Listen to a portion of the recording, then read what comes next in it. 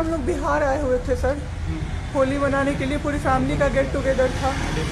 9 अप्रैल को मेरे हस्बैंड की तबीयत ख़राब हुई, फीवर हुआ उनको काफ़ी तेज। हमने कोरोना का 2-2 3-3 बार टेस्ट करवाया, नेगेटिव आया। RT-PCR के लिए दिया तो वहाँ पे भागलपुर में सर, भागलपुर में थे हम लोग, वहाँ पे 1 दिन 2 दिन वेट करते करते 10 दिन तक रिपोर्ट नहीं आया। फिर हमने नोएडा के एक डॉक्टर हैं उनसे कंसल्ट किया, वीडियो कंसल्टेशन से। उन्होंने बोला कि CT चेस्ट करवाना है। हम लोग भागलपुर गए और CT चेस्ट करवाए तो उसमें उनका इन्फेक्शन आया।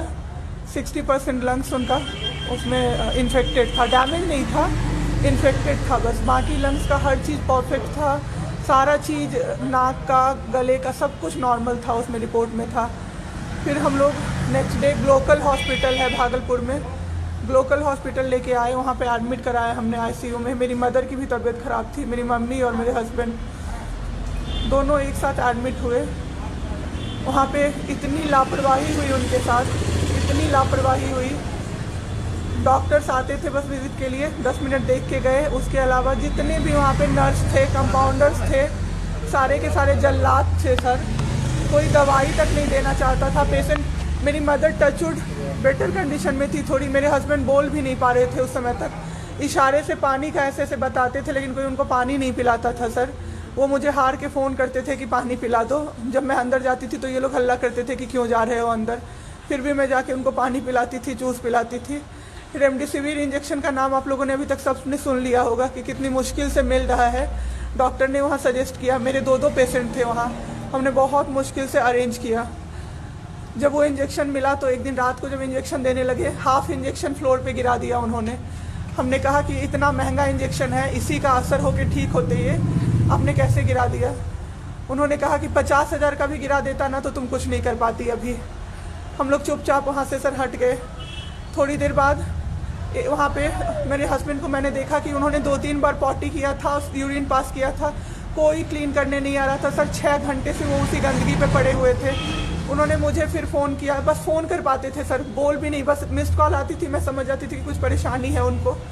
जब मैं गई तो मैंने देखा पूरे गंदे बेड पे मेरे हस्बैंड 6 फीट 2 इंच के सर, पूरे गंदे पे वो सोए हुए थे सर। मैंने ज़बरदस्ती सबको बुलाया। एक आदमी था ज्योति कुमार करके, ज्योति कुमार, सब लोग ध्यान से इसको कवर कीजिए। ज्योति कुमार एक कंपाउंडर था वहाँ पे। कौन सा हॉस्पिटल का नाम? Glocal hospital Bhagalpur. Jyoti Kumar compounder है वहाँ का, मतलब जो अटेंडेंट सब होते हैं ना वो है, लड़की नहीं है लड़का है, ज्योति कुमार। उसको मैंने रिक्वेस्ट किया कि भैया प्लीज़ आप मेरे हस्बैंड की मदद कर दीजिए, रात में ये लोग रुकने नहीं दे रहे हैं मुझे अपने पास, इनके पास। उसने बोला ठीक है ज़रूर मदद करूँगा, ये कह के, और मैं अपने हस्बैंड से बात करने लगी, इशारे से ही वो बात कर रहे थे, मैं बोल रही थी। अचानक से मेरा दुपट्टा खिंचाया बहुत ज़ोर से। मैंने सोचा क्या हो रहा है, जब मैंने पीछे मुड़ी तो मेरे कमर पे उस आदमी का हाथ था और मेरा दुपट्टा वो ज्योति कुमार खींच रहा था। मेरी माँ पीछे से चिल्लाई, मेरे हस्बैंड ऐसे ऐसे होने लगे, पूरा पसीना उनको चल गया, कुछ बोल नहीं पा रहे थे वो। जब हम लोग ठीक थे ना, मैं बाहर निकलती थी ना, कोई मुझे ऐसे देखता था ना नॉर्मली ही तो कहते थे आंख निकाल लूंगा, क्या सोच के इसको देख रहे हो। और मेरे हस्बैंड उस दिन बेड पे पड़े हुए देखते रहे कि मेरी वाइफ का कोई दुपट्टा खींच रहा है। और जब मैंने उस आदमी को देखा ना तो वो मुस्कुरा रहा था। मैंने ऐसे दुपट्टा खींचा और मैं कुछ नहीं बोल पाई डर से कि मेरे हस्बैंड यहाँ पे है, मेरी माँ यहाँ पे है, ये लोग कुछ कर देगा, इस डर से मैं कुछ नहीं बाहर निकली। मैं बाहर निकल के मैं दम से बैठ गई। वो आदमी मेरे पास फिर आया, मुस्कुरा के बोला मैं ध्यान रखूंगा। मैंने बोला ठीक है भैया आप ध्यान रखना। मैंने कुछ नहीं बोला उसको, कुछ भी नहीं। 2-3 दिन बाद ऐसे ही कोई सुविधा नहीं, कुछ नहीं। मेरे हस्बैंड की तबीयत उस दिन से बिगड़ी जब रात के 2 बजे में मेरी मदर के बगल वाले बेड पे एक अंकल, मास्क उनका हट गया था और वो अंकल चिल्ला के नर्स को बुला रहे थे और मेरी मम्मी चिल्ला रही थी जल्दी आइए ये मर जाएंगे, जल्दी आइए ये मर जाएंगे। कोई नहीं आया और अंकल ने दम तोड़ दिया। ऐसे 3-4 लोग उस 2-3 दिन के अंदर दम तोड़े हैं बिना केयर के, बिना नर्स के आए। सारी नर्स टेबल कुर्सी लगा के सो जाती थी, कहती थी पागल हो गए हैं हम ही, अब मर जाएंगे इस कोरोना के चक्कर में, अब तो क्यों जॉब कर रहे हो, छोड़ दो, आपकी जगह कोई और आ जाएगा। उसके बाद वहाँ से बाई पैप वहाँ उस हॉस्पिटल में नहीं अवेलेबल था। मेरे हस्बैंड की तबीयत एक दिन बहुत ख़राब हो गई, उन्होंने मायागंज रेफ़र कर दिया, भागलपुर मायागंज हॉस्पिटल। हम लोग जब भी मायागंज आए, मायागंज की और हालत ख़राब। ICU में 4 बेड था। मेरे हस्बैंड के बगल वाले बेड पे 4 लोग 6 से 7 घंटे में 4 लोग ख़त्म हुए। क्यों ख़त्म हुए? वो नर्स को बुला रहे थे, सिस्टर आ जाओ, दिक्कत हो रही है, दिक्कत हो रही है, और सिस्टर नहीं आती थी। एक अंकल तो बुलाते बुलाते उलट के गिर गए, पूरा सर फूट गया, ब्लड और मर गए वो अंकल वहीं पे। इतना मेरे हस्बैंड डर गए। शाम होते होते मेरे हस्बैंड की तबीयत अचानक से ख़राब होने लगी, पूरा ये सब ड्राई हो गया, एक लेयर वाइट कलर का जम गया उनके ऊपर, बहुत ज़्यादा तबीयत ख़राब हो गई। हम लोगों को समझ में नहीं आ रहा था कि हो क्या रहा था। अचानक से मेरे दिमाग में आया ना, डॉक्टर को कम से कम 5-6 बार मेरी बहन बुलाने गई है, क्योंकि कोई डॉक्टर था ही नहीं ड्यूटी। कब हुई आपके हस्बैंड की डेथ? परसों। सुनिए मेरी बात, पहले पूरी कहानी मेरी सुनिए।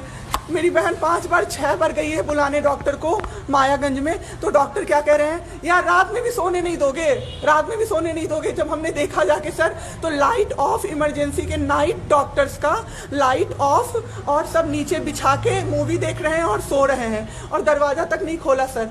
मेरे हस्बैंड की ऐसी हालत हुई, जब मेरी दीदी बहुत जाके चिल्लाई, तब एक डॉक्टर आए वहाँ से, तो उन्होंने देखा क्या कि मास्क, उन्होंने ऐसे मास्क लगा होता है ना, उसमें एक ऑक्सीजन सप्लाई का पाइप होता है ना, वो पाइप ही नहीं लगाया था सर, बस मास्क लगा के छोड़ दिया था, ऑक्सीजन सप्लाई आ ही नहीं रहा था। जब बहुत कम हो गया तब वो डॉक्टर आए और पाइप लगाया, मेरे हस्बैंड तुरंत में जिंदा हो गए। उसी दिन से उनके दिमाग में वो ऑक्सीजन की किल्लत का डर बैठ गया सर। बहुत 7 घंटे बिना ऑक्सीजन के रहे सर, लड़ते रहे। फिर उस दिन इतना वो डर गए, वो बोले नहीं अब हमको कहीं बाहर लेके चलो। दिल्ली में सर हमने बेड का किया, बहुत पता नहीं था, दिल्ली में कहीं भी जगह नहीं था। हम पटना आए, राजेश्वर हॉस्पिटल में सर पटना आए। यहाँ पे इन्होंने कहा आईसीयू में अटेंडेंट नहीं अलाउड है, नहीं जाओगे आप। मेरे हस्बैंड रोने लगे कि मेरी वाइफ को बस भेज दो, वो रहेगी तो मैं ठीक हो जाऊंगा। इन लोगों ने नहीं अलाउ किया सर। आज मैंने देखा, एम्बुलेंस से हम लोग भागलपुर से पटना आए थे राजेश्वर, रास्ते में उनको 3 बार पॉटी हुई थी सर। उसी गंदे बेड पे उनको 4-5 घंटे राजेश्वर में सुलाया रहा। मैं 10 बार जाके बोली बाहर से कि सर प्लीज़ बेड क्लीन कर दीजिए, वो हम लोग देख लेंगे ना। एक डॉक्टर निकले, मैंने बोला, वो मेरे हस्बैंड अंदर से ना बोल नहीं पा रहे थे, अंदर से ऐसे कर रहे थे, बुला रहे थे सबको। मैंने कहा सर वो बुला रहे हैं किसी को बाहर से, तो एक डॉक्टर मुझे कहता है अरे छोड़िए ना, वो छोरा तो ऐसे ही बौखला रहा है जब से आया है।